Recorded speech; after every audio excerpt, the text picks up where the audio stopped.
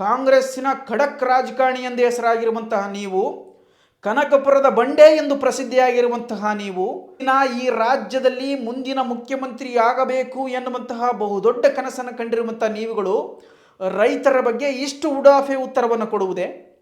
ರೈತರ ಮುಂದೆ ಒಂದು ಸೌಜನ್ಯಪರವಾದಂತಹ ಮಾತುಗಳು ಬರಲಿಕ್ಕೆ ಆಗಲಿಲ್ಲವೇ? ಕೂಡ ರೈತರ ಬಗ್ಗೆ ಮಾತನಾಡುವಾಗ ಒಂದಷ್ಟು ಎಚ್ಚರವನ್ನು ವಹಿಸಿಕೊಳ್ಳಿ. CBI ದಾಳಿಯನ್ನು ಎದುರಿಸಿದ್ದೀರಿ, IT ದಾಳಿಯನ್ನು ಎದುರಿಸಿದ್ದೀರಿ, ED ದಾಳಿಯನ್ನು ಎದುರಿಸಿದ್ದೀರಿ ಅಂದಾಗ ಈ ಒಂದು ರೈತರ ಪ್ರತಿಭಟನೆಯನ್ನು ನೀವು ಸಂಭಾಳಿಸಲಿಕ್ಕಾಗಲಿಲ್ಲವೇ? ನಮಸ್ಕಾರ ಕರ್ನಾಟಕ. ರೈತರ ಮೇಲೆ ಗರಂ ಆದ DK ಶಿವಕುಮಾರ್ ಎನ್ನುವಂತಹ ಒಂದು ವಿಷಯದ ಮೇರೆಗೆ ಇವತ್ತು ನಿಮ್ಮ ಜೊತೆ ಚರ್ಚೆ ಮಾಡಲಿಕ್ಕೆ ಬಂದಿದ್ದೇನೆ.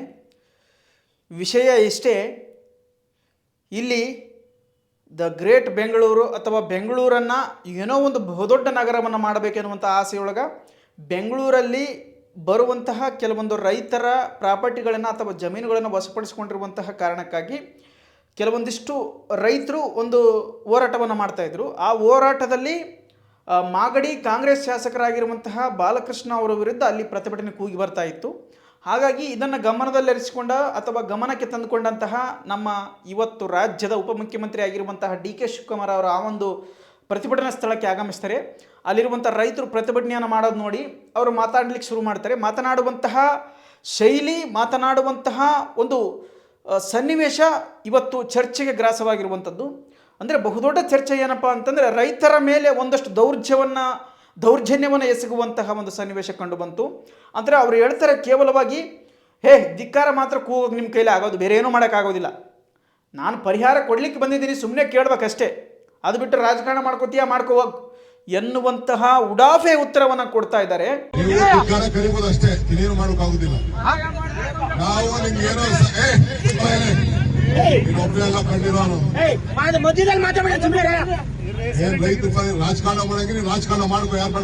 ಇದು ಎಷ್ಟರ ಮಟ್ಟಿಗೆ ಸರಿ DK ಶಿವಕುಮಾರ್ ಅವರೇ? ಇಡೀ ರಾಜ್ಯದಲ್ಲಿ, ಇಡೀ ರಾಷ್ಟ್ರದಲ್ಲಿ ಒಬ್ಬ ಕಾಂಗ್ರೆಸ್ಸಿನ ಕಟ್ಟಾಳು ಮತ್ತು ಕಾಂಗ್ರೆಸ್ಸಿನ ಖಡಕ್ ರಾಜಕಾರಣಿ ಎಂದು ಹೆಸರಾಗಿರುವಂತಹ ನೀವು, ಕನಕಪುರದ ಬಂಡೆ ಎಂದು ಪ್ರಸಿದ್ಧಿಯಾಗಿರುವಂತಹ ನೀವು, ಟ್ರಬಲ್ ಶೂಟರ್, ಮಾಧ್ಯಮಗಳಿಗೆ ಯಾವುದೇ ರೀತಿಯ ಎದೆಗುಂದದೆ ಎದುರಾಳಿಯನ್ನು ನೇರವಾಗಿ ಟೀಕಾ ಮಾಡುವಂತಹ ಏಕೈಕ ವ್ಯಕ್ತಿ ನೀವು ಇವತ್ತು ರೈತರ ಬಗ್ಗೆ ಈ ರೀತಿಯಾಗಿ ಮಾತನಾಡುವುದೇ? ಇದು ಎಷ್ಟರ ಮಟ್ಟಿಗೆ ಸರಿ? ಮುಂದಿನ ಈ ರಾಜ್ಯದಲ್ಲಿ ಮುಂದಿನ ಮುಖ್ಯಮಂತ್ರಿ ಆಗಬೇಕು ಎನ್ನುವಂತಹ ಬಹುದೊಡ್ಡ ಕನಸನ್ನು ಕಂಡಿರುವಂಥ ನೀವುಗಳು ರೈತರ ಬಗ್ಗೆ ಇಷ್ಟು ಉಡಾಫೆ ಉತ್ತರವನ್ನು ಕೊಡುವುದೇ? ರೈತರ ಮುಂದೆ ಒಂದು ಸೌಜನ್ಯಪರವಾದಂತಹ ಮಾತುಗಳು ಬರಲಿಕ್ಕೆ ಆಗಲಿಲ್ಲವೇ? ಸೌಜನ್ಯವಾಗಿರ್ತಕ್ಕಂಥ ಒಂದು ಮಾತಿನ ಶೈಲಿ ಹೊರಬರಲಿಕ್ಕೆ ಆಗಲಿಲ್ಲವೇ? ಇದೆಷ್ಟು ಸರಿ DK ಶಿವಕುಮಾರ್ ಅವರೇ? ಈ ರಾಜ್ಯದಲ್ಲಿ ಅಮಿತ್ ಶಾವನ್ನು ಎದುರಿಸಿರುವಂತಹ ಏಕೈಕ ರಾಜಕಾರಣಿ ನೀವು. ಮೋದಿಯ ಅಬ್ಬರದ ಮುಂದೆ ನಿಮ್ಮ ಅಬ್ಬರವನ್ನು ಕಡಿಮೆ ಮಾಡಿಕೊಳ್ಳದೆ, ಎಂದಿಗೂ ಎದೆಗುಂದದೆ, ಅಂಜದೆ, ಅಳುಕದೆ, ನಡುಗದೆ ಇವತ್ತಿಗೂ ಕೂಡ ರಾಜ್ಯ ರಾಜಕಾರಣದಲ್ಲಿ ಭಾಗಿರುವಂಥ ಏಕೈಕ ರಾಜಕಾರಣಿ ನೀವು ಕರ್ನಾಟಕದಲ್ಲಿ. ನಿಮ್ಮ ಧೈರ್ಯ, ನಿಮ್ಮ ಒಂದು ಶಕ್ತಿ, ನಿಮ್ಮ ಒಂದು ಬೆಂಬಲ ನಾವೆಲ್ಲರೂ ಕೂಡ ಕಂಡಿದ್ದೇವೆ.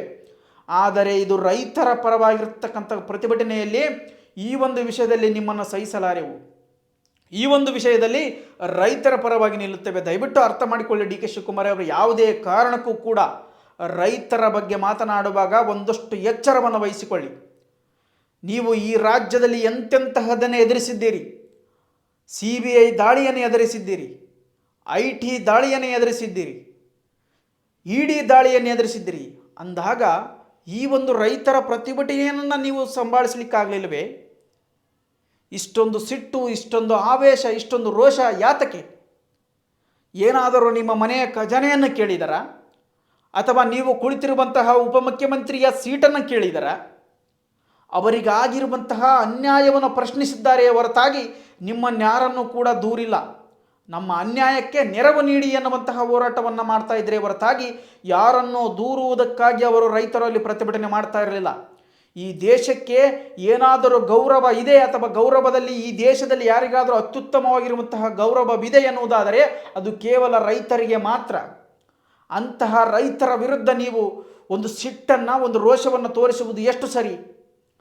ಈ ರಾಷ್ಟ್ರದಲ್ಲಿ ರೈತ ದುಡಿಮೆ ಮಾಡದಿದ್ದರೆ ಅಥವಾ ಉಳುಮೆ ಮಾಡದಿದ್ದರೆ ನಿಮ್ಮಂತಹ ಎಷ್ಟೋ ರಾಜಕಾರಣಿಗಳಿಗೆ ಅಥವಾ ನಿಮ್ಮ ಸುತ್ತಮುತ್ತಲಿರುವಂತಹ ಎಲ್ಲ ಸರ್ಕಾರಿ ನೌಕರರಿಗೆ ತಿನ್ನುವುದಕ್ಕೆ ಊಟ ಕೂಡ ಸಿಗುವುದಿಲ್ಲ. ಅನ್ನಪೂರ್ಣೇಶ್ವರ ಎನ್ನುವಂತಹ ಬಿರುದನ್ನು ಪಡೆದಿದ್ದಾರೆ ರೈತರು. ಕೃಷಿಕ ರಾಜ ಎನ್ನುವಂತಹ ಬಿರುದು ಇದೆ. ಅನ್ನದಾತ ಎನ್ನುವಂತಹ ಹೆಸರಿದೆ. ದೇಶದ ಬೆನ್ನೆಲುಬು ಈ ವ್ಯಕ್ತಿ ಎನ್ನುವಂತಹ ಒಂದು ಬಿರುದಿದೆ. ಅಂತಹ ಬಹುದೊಡ್ಡ ಬಿರುದನ್ನು ಹೊಂದಿರುವಂತಹ, ಅಂತಹ ಬಹುದೊಡ್ಡ ಕೆಲಸವನ್ನು ಮಾಡುವಂತಹ, ಇನ್ನೊಬ್ಬರಿಗೆ ಸಿಹಿಯನ್ನು ಬಯಸುತ್ತಾ ಇಡೀ ತನ್ನ ಜೀವಮಾನದುದ್ದಕ್ಕೂ ಕಹಿಯನ್ನು ಅನುಭವಿಸುತ್ತಾ ಕಷ್ಟಗಳನ್ನು ನೋಡುತ್ತಾ ಮಳೆಯನ್ನದೆ ಬಿಸಿಲನ್ನದೆ ದುಡಿದು ನಿಮಗೆ ಅನ್ನವನ್ನು ನೀಡುವ ಆ ರೈತನ ಬಗ್ಗೆ ಅಥವಾ ರೈತನ ಮುಂದೆ ಮಾತನಾಡುವಂತಹ ಶೈಲಿ ಇದೆಯೇ? ಇದುವೇ ಎಷ್ಟು ಸರಿ ರಾಜ್ಯದ ಉಪಮುಖ್ಯಮಂತ್ರಿಗಳೇ? ನಿಮ್ಮಲ್ಲಿ ನಾಯಕತ್ವದ ಗುಣವನ್ನು ನೋಡಿದ್ದೇವೆ, ಜನಸೇವೆಯನ್ನು ಮಾಡುವಂತಹ ಒಂದು ನಾಯಕತ್ವದ ಗುಣವನ್ನು ನೋಡಿದ್ದೇವೆ. ಆದರೆ ಮಾತಿನ ಶೈಲಿಯಲ್ಲಿ ನೀವು ಯಾವುದೋ ಮಾಧ್ಯಮಗಳಿಗೆ ಗದರುವುದು, ನಿಮ್ಮ ರಾಜಕಾರಣಿಗಳಿಗೆ ಗದರುವುದು ಅದು ನಿಮ್ಮ ವೈಯಕ್ತಿಕ ವಿಚಾರಗಳು. ಆದರೆ ಜನಪ್ರತಿನಿಧಿಗಳಾದ ನೀವು ಕೆಲವೊಂದು ಸಂಘಟನೆಗಳು ಪ್ರತಿಭಟನೆ ಮಾಡಿದಾಗ, ರೈತರು ಪ್ರತಿಭಟನೆ ಮಾಡಿದಾಗ, ಜನಸಾಮಾನ್ಯರು ಕೂಡ ಪ್ರತಿಭಟನೆ ಮಾಡಿದಾಗ ಒಂದಷ್ಟು ಎಚ್ಚರದಿಂದ ಮಾತನಾಡಬೇಕಾಗಿರುವುದು ನಿಮ್ಮೆಲ್ಲ ಜನಪ್ರತಿನಿಧಿಗಳ ಬಹುದೊಡ್ಡ ಕರ್ತವ್ಯ. ಪ್ರತಿಭಟಿಸುವುದು ಪ್ರತಿಯೊಬ್ಬ ಮಾನವನ ಹಕ್ಕು. ಅದನ್ನು ಕಿತ್ತುಕೊಳ್ಳುವಂಥದ್ದು, ವಿರೋಧಿಸುವಂಥದ್ದು ಅದು ನಿಮ್ಮ ಹಕ್ಕಲ್ಲ. ಇಡೀ ರಾಜ್ಯದಲ್ಲಿ ಯಾರು ಬೇಕಾದರೂ ಆರೋಪದಡಿ ವಿರುದ್ಧವಾಗಿ ಅಥವಾ ಧಿಕ್ಕಾರವನ್ನು ಕೂಗಬಹುದು ಮತ್ತು ಪ್ರತಿಭಟನೆಯನ್ನು ಮಾಡುವಂಥ ಹಕ್ಕು ಈ ಸಂವಿಧಾನದ ಕಾನೂನಿನಲ್ಲಿ ನಮಗೆ ನೀಡಲಾಗಿದೆ. ಹಾಗಾಗಿ ಪ್ರತಿಭಟನೆಯೆಲ್ಲ ಮಾಡ್ತಾ ಇದ್ದಾರೆ ಅವರು. ಆ ಪ್ರತಿಭಟನೆಯನ್ನು ಹತ್ತಿಕ್ಕುವಂಥದ್ದು ಅಥವಾ ದೌರ್ಜನ್ಯದ ಮಾತುಗಳನ್ನು ಆಡುವಂಥದ್ದು ಎಷ್ಟು ಸರಿ? ನೀವು ಈ ರಾಜ್ಯದ ಮುಖ್ಯಮಂತ್ರಿ ಆಗಬೇಕೆನ್ನುವಂಥ ಬಹುದೊಡ್ಡವನ್ನ ಕನಸು ಕಂಡಿದ್ದೀರಿ. ಅದು ಸಾಕಾರಗೊಳ್ಳಬಹುದೇ? ಈ ರೀತಿಯಾಗಿ ವರ್ತನೆ ಮಾಡಿದರೆ ಸಹಕಾರವಾಗುತ್ತದೆ? ನೀವೇ ಯೋಚಿಸಿ. ಅದನ್ನು ನಾವು ಹೇಳುವಷ್ಟರ ಮಟ್ಟಿಗೆ ಬರುವುದಿಲ್ಲ ಅಥವಾ ನಾವು ಹೇಳುವಂತಹ ಹಂತದಲ್ಲಿಲ್ಲ. ನಾವು ಕೇವಲ ಜನಸಾಮಾನ್ಯರು ಕೆಲವೊಂದು ವಿಷಯಗಳನ್ನು ಈ ರೀತಿಯಾಗಿ ವರ್ತಿಸಬಹುದಾಗಿತ್ತು ಎನ್ನುವಂತಹ ಸಲಹೆಯನ್ನು ಕೊಡುತ್ತಿದ್ದೇವೆ ಹೊರತು ನಿಮಗೆ ಯಾವುದೇ ರೀತಿಯ ಆರ್ಡರನ್ನು ನಾವು ಮಾಡ್ತಿಲ್ಲ. ನೀವು ಹೇಳಿದ ಶೈಲಿಯಲ್ಲಿಯೇ ಈಗ ನಾವು ಹೇಳುವಂಥ ಶೈಲಿಯನ್ನು ನೀವು ಕೇಳ್ತಾ ಇದ್ದೀರಿ ಅಷ್ಟೇ, ನೋಡ್ತಾ ಇದ್ದೀರಿ. ಯಾವುದೇ ಕಾರಣಕ್ಕೂ ದೌರ್ಜನ್ಯದ ವರ್ತನೆ ಅಥವಾ ರೋಷಾವೇಶದ ಶೈಲಿಯ ಮಾತುಗಳು ರೈತರ ಮುಂದೆ ಬೇಡ. ಉಪಮುಖ್ಯಮಂತ್ರಿಗಳೇ, ಅರ್ಥೈಸಿಕೊಳ್ಳಿ. ಇದು ಕೇವಲ ನಮ್ಮ ಕೋರಿಕೆ, ಮನವಿ ಅಷ್ಟೇ. ಅದನ್ನು ಬಿಟ್ಟು ಹೊರತಾಗಿ ಬೇರೆ ಯಾವುದೂ ಇಲ್ಲ. ರಾಜ್ಯದ ಮುಖ್ಯಮಂತ್ರಿ ಆಗಬೇಕಾಗಿರುವಂಥ ನಿಮ್ಮ ಕನಸು ಆದಷ್ಟು ಬೇಗ ನೆನಸಾಗಲಿ. ಜನರು ಇಷ್ಟಕ್ಕೂ ನಿಮ್ಮನ್ನು ಒಪ್ಪಿಕೊಳ್ತಾರೆ ಎನ್ನುವುದಾದರೆ ಅದನ್ನು ವಿರೋಧಿಸುವುದಾದರೂ ಯಾರು? ನಿಮ್ಮ ದೈವ ಇಚ್ಛೆ, ನಿಮ್ಮ ಆತ್ಮಬಲ, ನಿಮ್ಮ ನಾಯಕತ್ವದ ಬಲ, ನಿಮ್ಮ ಅಭಿಮಾನಿಗಳ ದಂಡು, ನಿಮ್ಮ ಹಿತೈಷಿಗಳ ದಂಡು ಎಲ್ಲವನ್ನೂ ಮೀರಿ ನೀವು ಮುಖ್ಯಮಂತ್ರಿ ಆಗುವುದಾದರೆ ತಡೆಯುವವರು ಯಾರು?